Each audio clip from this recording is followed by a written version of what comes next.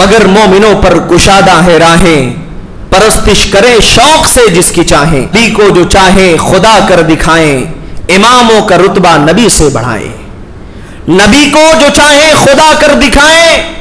اماموں کا رتبہ نبی سے بڑھائیں، مزاروں پہ جا جا کے نظریں چڑھائیں، شہیدوں سے جا جا کے مانگیں دعائیں، نہ توحید اس میں آئے نہ اسلام بگڑے نہ ایمان جائے۔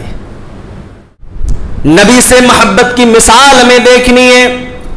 اللہ اس کے رسول کے لیے قربانی دینے کا جذبہ ہمیں دیکھنا ہے۔ وہ 50 سال کی بڑھیا، وہ 50 سال کی بوڑھی عورت حضرت سمیہ رضی اللہ تعالیٰ عنہ، ابو جہل نے انہیں قید کر لیا ہے، سامنے بیٹا بھی ہے، شوہر بھی ہے، 50 سال کی عمر ہے۔ آج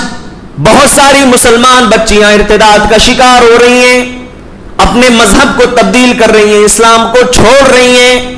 ان کے لیے اتنا بڑا پیغام ہے حضرت سمیہ رضی اللہ تعالیٰ عنہ کی زندگی میں۔ اسلام کے لیے سب سے پہلے شہید ہونے والی اگر کوئی خاتون ہے، حضرت سمیہ رضی اللہ تعالیٰ عنہ ہے۔ جسم میں گرم خون نہیں ہے، بڑھاپے کی عمر کو پہنچ چکی ہے، تکلیف کو برداشت کرنے کی سکت بھی نہیں ہے، لیکن قربان جاؤ حضرت سمیہ کے جذبے پر 50 سال کی عمر سے زائد ہے۔ سامنے دشمن کھڑا ہے، ابو جہل کہہ رہا ہے اے سمیہ واپس پلٹ آؤ، 360 بتوں کی عبادت کی طرف چلے آؤ، ہم تمہیں معاف کر دیں گے، ہم تمہیں چھوڑ دیں گے۔ اے سمیہ اگر تم نے کلمہ نہیں چھوڑا، اگر تم نے اسلام کو نہیں چھوڑا تو تمہارے بیٹے کے سامنے، تمہارے شوہر کے سامنے ہم تمہیں ننگا کر دیں گے۔ ایک عورت کے لیے اس کی عزت، اس کی شرم و حیا، اس کی پاکیزگی سب سے بڑی چیز ہوتی ہے، سب سے بڑی دولت ہوتی ہے، لیکن حضرت سمیہ رضی اللہ تعالیٰ عنہ دشمنوں نے ننگا کر دیا، لباس ان کے جسم سے اتار لیے جاتے ہیں، لیکن حضرت سمیہ کے ایمان میں کوئی خلل نہیں آیا، کوئی تزلزل نہیں آیا۔ ابو جہل ایک آخری وارننگ بھی دیتا ہے اور کہتا ہے کہ اے سمیہ تم پلٹ آؤ، نہیں تو ہم تمہیں جان سے بھی مار دیں گے، تمہاری جان ہم چھین لیں گے، تمہیں ہم زندہ رہنے نہیں دیں گے۔ سامنے موت کھڑی ہے، چشمے فلک نے یہ منظر بھی دیکھا، حضرت سمیہ کو موت کے گھاٹ اتارنے کی وارننگ دی جا رہی ہے۔ آج بہت ساری ایسی خواتین ہیں، ان کا نکاح ایسے گھرانے میں بھی ہو جاتا ہے جو گھرانہ مشرکانہ گھرانہ ہے، بدعقیدگیاں میں، شرک و بدعت میں ڈوبے ہوئے لوگ ہیں، اللہ اس کے رسول کی خلاف ورزی کرنے والے لوگ ہیں۔ وہ صحیح العقیدہ خاتون یہ تمام تکلیفیں برداشت کرتی ہے، صبر کرتی ہے۔ ایسے خواتین کو حضرت سمیہ کا واقعہ ضرور پڑھ لینا چاہیے، سن لینا چاہیے۔ ابو جہل نے ان کے شرمگاہ کے اوپر حملہ کیا، برچھا مارا اور ان کے جسم کے 2 ٹکڑے کر دیے، لیکن حضرت سمیہ رضی اللہ تعالیٰ عنہ کا ایمان ان کے دل سے وہ چھین نہیں پایا، ایمان سے ان کو الگ کر نہیں پایا۔ تاریخ نے واقعہ دیکھا کہ حضرت سمیہ نے جان دے دیا لیکن ایمان نہیں دیا، ایمان سے ہاتھ نہیں دھوئے وہ۔ ان الحمد للہ نحمده ونستعینه ونستغفره ونعوذ باللہ من شرور انفسنا ومن سیئات اعمالنا من يهده الله فلا مضل له ومن يضلله فلا هادي له وأشهد أن لا إله إلا الله وحده لا شريك له وأشهد أن محمدًا عبده ورسوله يا أيها الذين آمنوا اتقوا الله حق تقاته ولا تموتن إلا وأنتم مسلمون يا أيها الناس اتقوا ربكم الذي خلقكم من نفس واحدة وخلق منها زوجها وبث منهما رجالا كثيرا ونساء واتقوا الله الذي تساءلون به والأرحام إن الله كان عليكم رقيبا يا أيها الذين آمنوا اتقوا الله وقولوا قولا سديدا يصلح لكم أعمالكم ويغفر لكم ذنوبكم ومن يطع الله ورسوله فقد فاز فوزا عظيما أما بعد فإن خير الحديث كتاب الله وخير الهدي هدي محمد صلى الله عليه وسلم وشر الأمور محدثاتها وكل محدثة بدعة وكل بدعة ضلالة وكل ضلالة في النار فقد قال الله تبارك وتعالى في كلامه المجيد والفرقان الحميد فأعوذ بالله من الشيطان الرجيم من همزه ونفخه ونفثه بسم الله الرحمن الرحيم قاف والقرآن المجيد بل عجبوا أن جاءهم منذر منهم فقال الكافرون هذا شيء عجيب أإذا متنا وكنا ترابا ذلك رجع بعيد قد علمنا ما تنقص الأرض منهم وعندنا كتاب حفيظ بل كذبوا بالحق لما جاءهم فهم في أمر مريج أفلم ينظروا إلى السماء فوقهم كيف بنيناها وزيناها وما لها من فروج والأرض مددناها وألقينا فيها رواسي وأنبتنا فيها من كل زوج بهيج تبصرة وذكرى لكل عبد منيب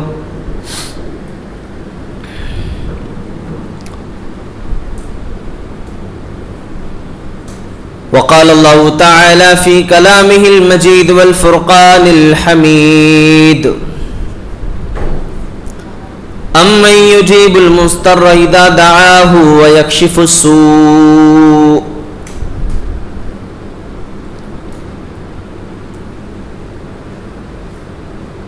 یہ شہادت گہے الفت میں قدم رکھنا ہے، یہ شہادت گہے الفت میں قدم رکھنا ہے، لوگ آسان سمجھتے ہیں مسلمان ہونا۔ معزز حاضرین جمعہ، نوجوان ساتھیوں، اسلامی ماں اور بہنوں، پیارے بچوں، بزرگوں،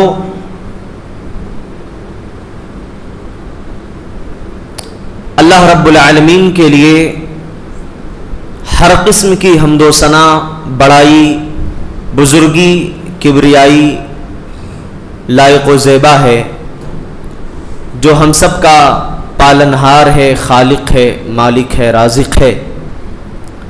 بعدہ بیش بہا انگنت درود و سلام کا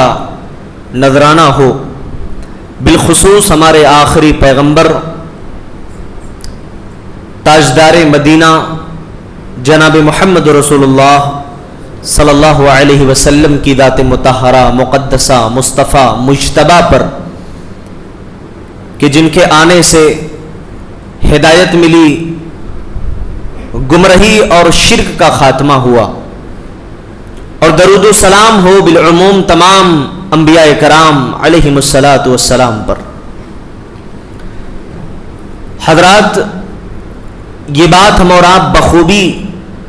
جانتے ہیں، سمجھتے ہیں اور دیکھتے بھی ہیں کہ ایک مسلمان اسلامی تعلیم پر عمل کرنے میں اور اسلام کو اپنانے میں شرم محسوس کرتا ہے،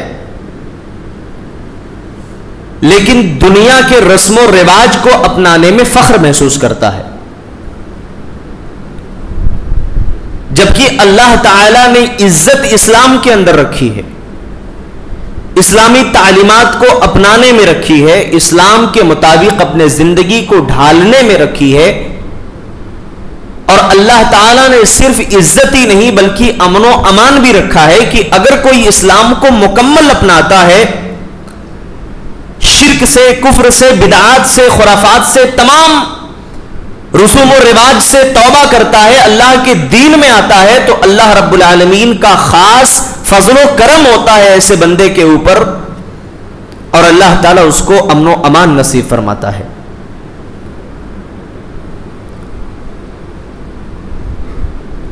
ابھی میں نے ایک شعر آپ کے سامنے خطبہ مسنونہ کے بعد پڑھا کہ یہ شہادت گہے الفت میں قدم رکھنا ہے، لوگ آسان سمجھتے ہیں مسلمان ہونا۔ لوگ یہ سمجھتے ہیں کہ ہم مسلمان ہو گئے، اسلام کا کلمہ ہم نے پڑھ لیا تو اب ہمارے لیے جنت کی راہیں بہت آسان ہیں،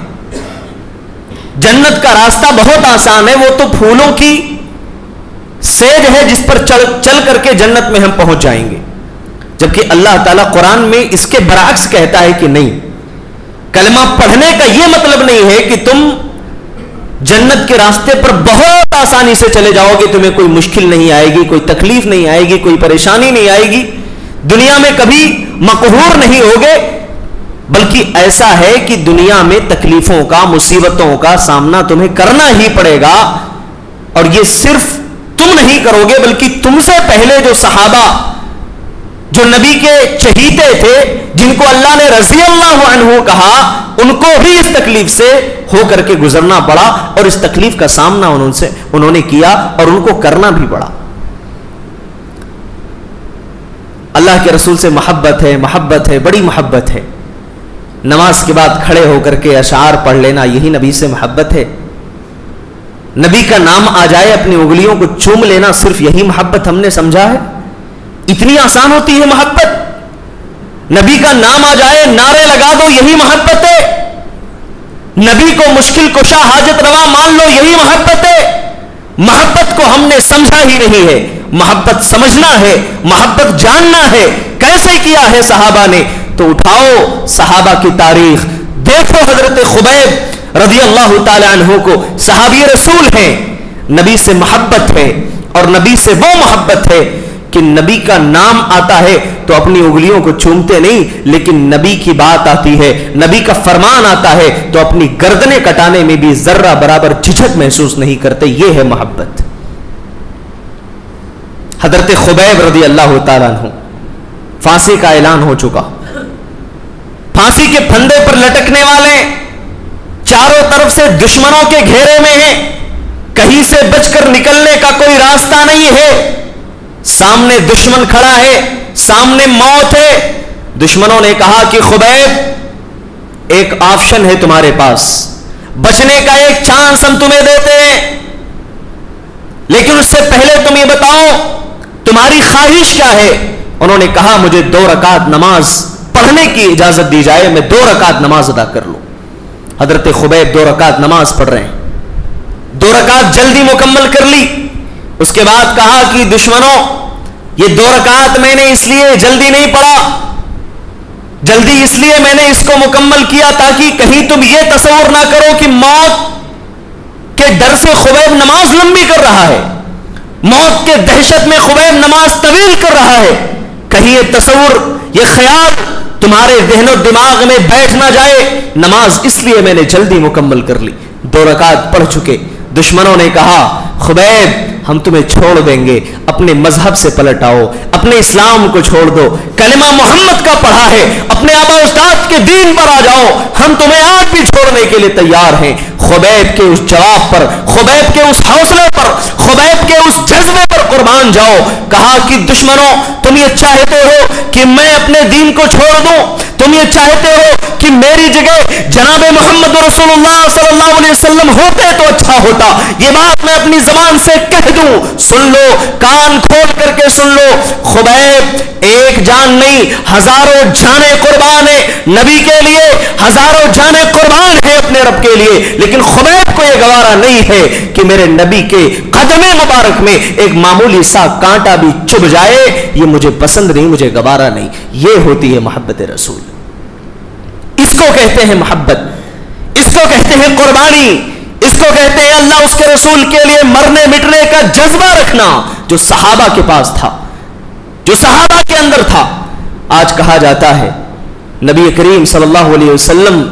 کا نام اور نبی کریم صلی اللہ علیہ وسلم سے محبت کا دعویٰ بہت لمبے چوڑے انداز میں کیا جاتا ہے, لیکن اگر زندگی میں اس کی حقیقت دیکھی جائے تو لوگ صفر ہیں, زیرو ہیں نبی کی محبت کو نبھانے میں. میرے بھائیوں, اللہ رب العالمین نے یہ جذبہ دیا تھا ان کو, اللہ کے رسول کی محبت میں مرنے مٹنے کا جذبہ تھا ان کے پاس, اللہ اس کے رسول کے لیے سب کچھ لٹانے کا جذبہ تھا ان کے پاس. آج ہم اور آپ سوچتے ہیں کہ اللہ اس کے رسول کے لیے قربان ہو یا نہ ہو, صرف نعرے بازیاں کر لیں, صرف دعوے کر لیں جنت مل جائے گی. جنت اتنی آسان نہیں میرے بھائی. قرآن کہتا ہے الف لام میم احسب الناس ان يتركوا ان يقولوا آمنا وهم لا يفتنون. کیا لوگوں نے یہ گمان کر لیا ہے کہ وہ ایمان کا دعویٰ کر دیں گے, ایمان کا دعویٰ کریں گے, زبان سے وہ لا الہ الا اللہ پڑھ لیں گے اور انہیں جنت میں داخل کر دیا جائے گا, انہیں آزمایا نہیں جائے گا, ان کا امتحان نہیں لیا جائے گا. امتحان تو ان صحابہ کا بھی لیا گیا جنہوں نے مکے میں ایمان قبول کیا تھا, گلیوں میں محلوں میں ان کو دوڑایا گیا, ان کو مارا گیا, ان سے مال بھی چھین لیا گیا, ان کی اولاد بھی چھین لی گئی, ساری دنیا اور ساری دولت ان سے چھین لی جاتی ہے, لیکن ایمان جیسی دولت دشمن مل کر کے بھی ان سے چھین نہیں پائے. یہ جذبہ تھا صحابہ کا, یہ قربانی تھی صحابہ کی, اسی لیے اللہ نے فرمایا لوگوں رضی اللہ عنہم ورضوا عنہ, اللہ ان سے راضی ہو گیا, یہ اللہ سے راضی ہو گئے. یہ صحابہ کا جذبہ تھا, صحابہ کا ایمان تھا. حضرت بلال کا واقعہ تو ہم ہمیشہ سنتے ہیں, بڑے خوبصورت صحابی تھے کیا؟ نہیں تھے. جسم خوبصورت نہیں تھا, لیکن اس سینے کے اندر کالے رنگ کے صحابی ہیں, بہت خوبصورت نہیں ہیں. ہماری اور آپ کی طرح بڑے بڑے سیلون میں جا کر کے 200-400 روپے دے کر کے ہیئر کٹنگ اچھی اچھی کرانے والے نہیں ہیں, کوئی بہت مہنگا سا فیس واش لگانے والے نہیں ہیں, لیکن ان کے دل میں جو ایمان ہے, ان کے سینے میں جو دل دھڑک رہا ہے, اس میں اللہ اس کے رسول کی محبت ہے. ان کے سینے میں جو دل ہے, اس دل میں اللہ اس کے رسول کی محبت ہے. اللہ کے رسول نے کہا حضرت بلال, میں نے جنت میں تمہارے قدموں کی آواز میں نے سنی ہے, تمہارے قدموں کی آہٹ میں نے سنی ہے, آخر وہ کون سا عمل ہے جو تم کرتے ہو؟ حضرت بلال کہتے ہیں اللہ کے رسول, جب بھی میں بے وضو ہوتا ہوں یا میرا وضو ٹوٹتا ہے, میں فوراً وضو کر لیتا ہوں, یعنی ہمیشہ وضو سے رہتا ہوں, اور وضو کرنے کے بعد میں تحیۃ الوضو 2 رکعت پڑھ لیتا ہوں. اللہ رب العالمین کو یہی عمل میرا پسند ہے. لوگ کہتے ہیں کہ محبت کیسے کرنا ہے اللہ کے رسول سے, اللہ اس کے رسول سے محبت کیسے کرنا ہے؟ یہ سوال ہے, اس کا جواب قرآن سے پوچھو. ہمیں لوگ کہتے ہیں 24 نمبر والے لوگ ہیں, یہ 24 نمبر کہا جاتا ہے. سورہ توبہ کی آیت اٹھائیں گے, آیت نمبر 24 ہی میں اللہ نے بیان فرمایا ہے. کیا فرمایا؟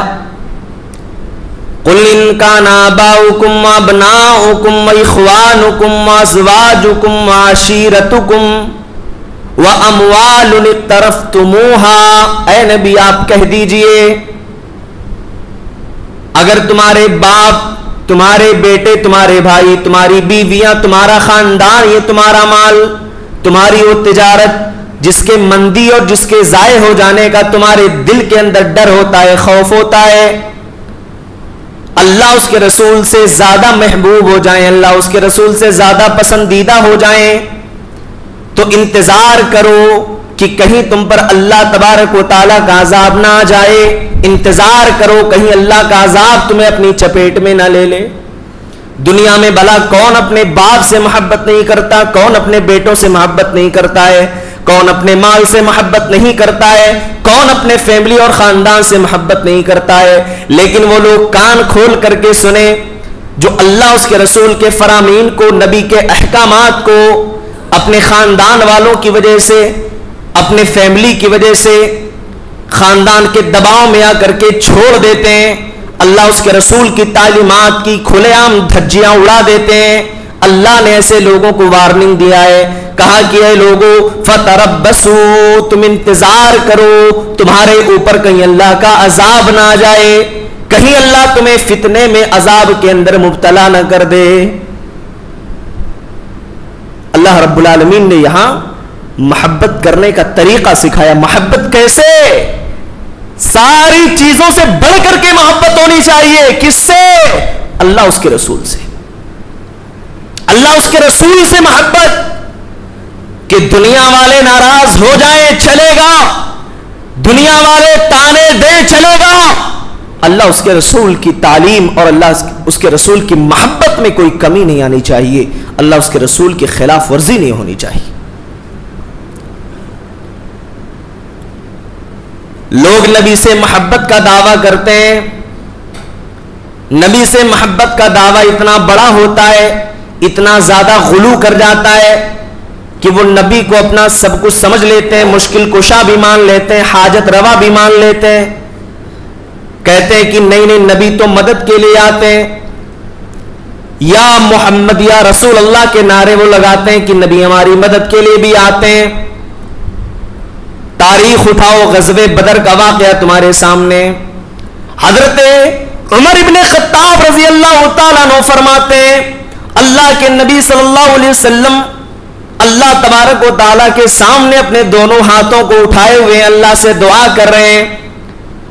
اس وقت دعا کر رہے ہیں جب 319 کی تعداد ہے مسلمانوں کی, کافروں کی 1000 ہے, مقابلہ ہو رہا ہے.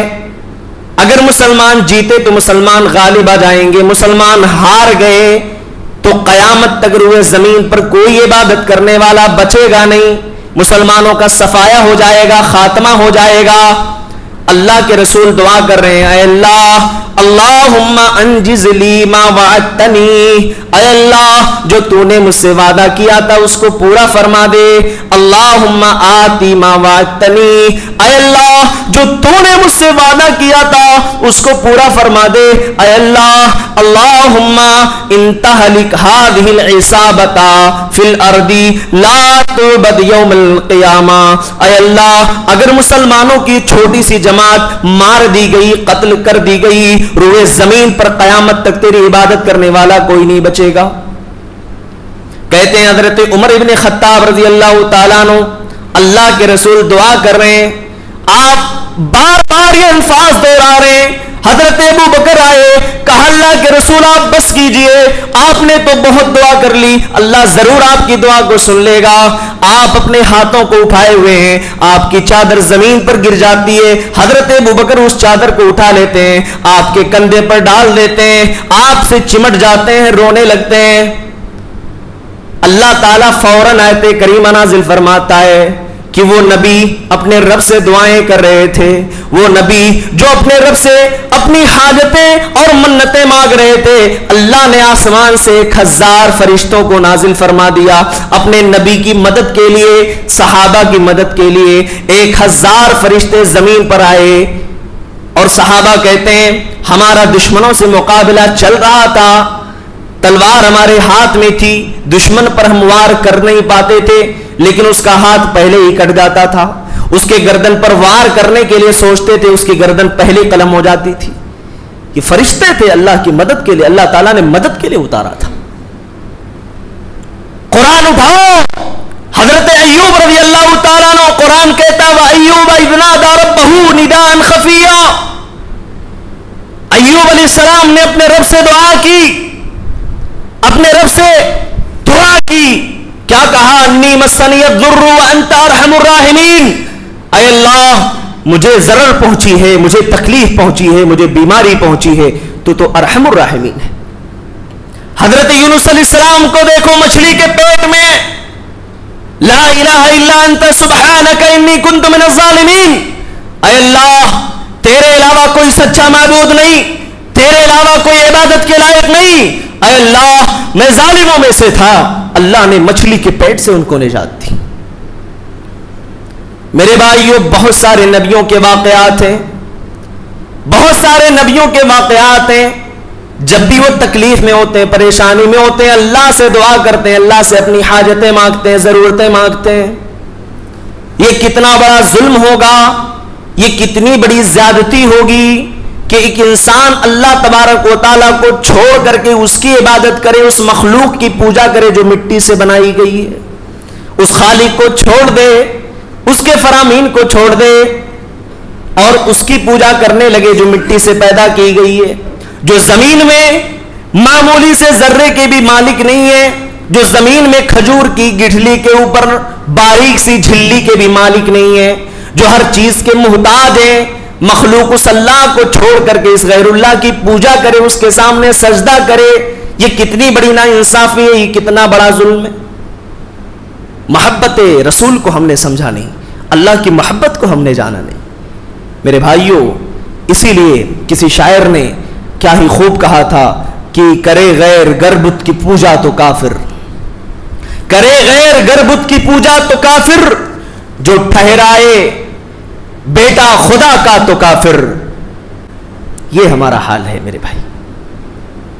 اللہ تعالیٰ ہم سے کیا مطالبہ کرتا ہے، اللہ تعالیٰ ہم سے کیا چاہتا ہے کہ ہم دنیا میں اپنے آنے کے مقصد کو سمجھیں۔ صحابہ کرام کی زندگیاں آئیڈیل ہیں، نمونہ ہمارے لیے، اس کو پڑھیں، دیکھیں کیسا ایمان تھا صحابہ کا، کیسا جذبہ تھا صحابہ کا۔ اللہ کیا چاہتا ہے ہم سے؟ اللہ ہم سے چاہتا ہے الذین آمنوا ولم یلبسوا ایمانہم بظلم اولئک لہم الامن وہم مہتدون۔ میرے وہ بندے جو ایمان لائے، ایمان میں کوئی ملاوٹ نہیں کی، ایمان میں کوئی ملاوٹ نہیں کی، شرک سے اس کو ناپاک نہیں کیا، اولئک لہم الامن وہم مہتدون، انہی کے لیے امن ہے، انہی کے لیے شانتی ہے، ان کے لیے امن و امان والی زندگی ہے، یہی ہدایت یاب میرے بندے ہیں۔ اللہ اپنے بندوں سے یہ مطالبہ کرتا ہے۔ شرک اتنا بڑا ظلم ہے، حضرت لقمان نے اپنے بیٹے سے کہا تھا یا بنیا لا تشرک باللہ ان الشرک لظلم عظیم، اے میرے بیٹے شرک نہ کرنا اللہ کے ساتھ، شرک بہت بڑا ظلم ہے۔ شرک اس لیے بڑا ظلم ہے کہ اللہ رب العالمین جو ہمارا خالق ہے، ہمارا مالک ہے، ہمارا پالنہار ہے، ہمیں سانسیں بھی دیتا ہے، ہمیں کھانا بھی دیتا ہے، ہمیں پانی بھی دیتا ہے، ہمیں سونے جاگنے کی طاقت بھی دیتا ہے، یہ تمام زندگی کی ضروریات اللہ مہیا فرماتا ہے، اور اللہ کو چھوڑ کر کے غیر اللہ کے سامنے اس سر کو ذلیل کرے، کسی اور کو غریب نواز کہے، اللہ کو چھوڑ کر کے کسی اور کو غوث اعظم کہے، اللہ کو چھوڑ کر کے کسی اور سے منتیں سماجتیں کریں، یہ کتنی بڑی ناانصافی۔ جو انسان اللہ کے ساتھ شرک کرتا ہے، جس کے دل میں اللہ اس کے رسول کی محبت صرف دعوے کے طور پہ ہوتی ہے، اس کا نقصان یہ ہوتا ہے کہ اللہ کی تعظیم جب ایسے شخص کے سامنے بیان کی جاتی ہے تو وہ برداشت نہیں کر پاتا، وہ چاہتا ہے کہ ہمارے سامنے ہمارے پیروں مریدوں کے واقعات بیان کیے جائیں، بڑے بزرگوں کے واقعات پیش کیے جائیں، اسے اللہ کے رسول کی محبت راس نہیں آتی، اسے اللہ کی محبت میں سمجھ نہیں آتی، اسے اللہ کی توحید سمجھ میں نہیں آتی، اسے سمجھ میں کوئی چیز آتی ہے تو یہ من گھڑت واقعات، یہ من گھڑت افسانے، یہ من گھڑت قصے اور کہانیاں جس کی قرآن اور حدیث میں کوئی حقیقت نہیں ہے، بیان کر لیا گیا، گڑھ لیا گیا، من گھڑت اور جھوٹے واقعات۔ شرک اتنا بڑا گناہ ہے، اتنا بڑا گناہ ہے کہ اگر کوئی بندہ زندگی بھر نیک اعمال کرتا رہے اور شرک کر لیتا ہے اللہ کے ساتھ، اللہ اس کی ساری نیکیوں کو برباد کر دے گا، ساری نیکیوں کو۔ یہ معمولی بات ہے؟ پوری زندگی آپ نیکیاں کرتے رہو، پوری زندگی آپ احد پہاڑ کے برابر، زمین و آسمان کے برابر نیکیاں جمع کر لو اپنے کھاتے میں، اپنے اعمال میں، لیکن اگر ایک بار اللہ کے ساتھ شرک کر بیٹھے، اللہ کے ساتھ شرک کے مرتکب ہو گئے، اللہ تعالیٰ ساری نیکیوں کو برباد کر دے گا۔ مسلمان تعویذ پر یقین رکھتا ہو، مسلمان عورتیں تعویذ پر، کالے ٹیکے پر یقین رکھتی ہوں، بچہ چھوٹا ہے کالا ٹیکا لگا دو نظر نہ لگ جائے، مسلمان عورتیں بچے کے کمر میں تعویذ باندھ دیں، کیا ہے وہ؟ اللہ جو نفع نقصان کا مالک ہے، اللہ کی قسم جس کے حکم کے بغیر کائنات میں ایک پتا بھی نہیں ہلتا، زمین کا ایک ذرہ بھی نہیں ہلتا، یہ بندہ اللہ رب العالمین کی توحید کا دھڑلے کے ساتھ دھچیاں اڑائے، اللہ رب العالمین کے ساتھ شرک کرے، اللہ کو یہ پسند نہیں ہے۔ اللہ فرماتا ہے ان اللہ لا یغفر ان یشرک بی ویغفر ما دون ذلک لمن یشاء، میرے بندے تو شرک نہیں کرنا، شرک کو چھوڑ کر کے اگر کوئی گناہ تو کر کے آتا ہے میں تجھے معاف کر سکتا ہوں، لیکن شرک کر کے اگر آئے گا تو یاد رکھ لے تیرے گناہ کو کبھی معاف نہیں کیا جائے گا۔ یہ اللہ رب العالمین بندے کو دے رہا ہے، وہ اللہ جو ارحم الراحمین ہے، جو رحمان الرحیم ہے، جو 99 ماؤں سے زیادہ محبت کرنے والا ہے،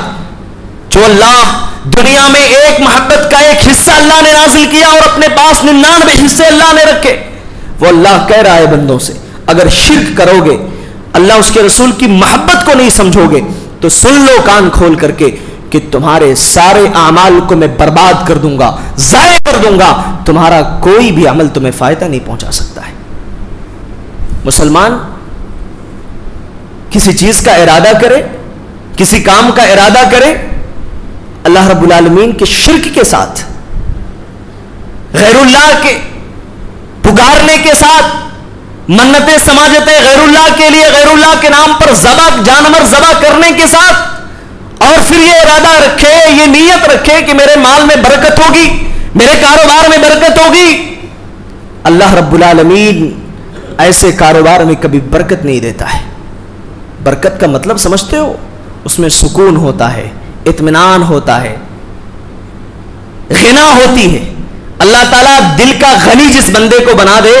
اس کو دنیا کی سب سے بڑی دولت مل گئی، اور اللہ تعالیٰ دل کی غنا جس بندے سے چھین لے وہ دنیا کا مالدار ترین انسان ہونے کے باوجود سب سے بڑا بدنصیب انسان ہے اور سب سے بڑا اللہ کے نزدیک کمزور ترین انسان ہے۔ اللہ تعالیٰ آگے فرماتے ہیں یہ شرک اتنا بڑا جرم ہے، اتنا بڑا جرم ہے کہ اللہ رب العالمین فرماتے ہیں کہ اگر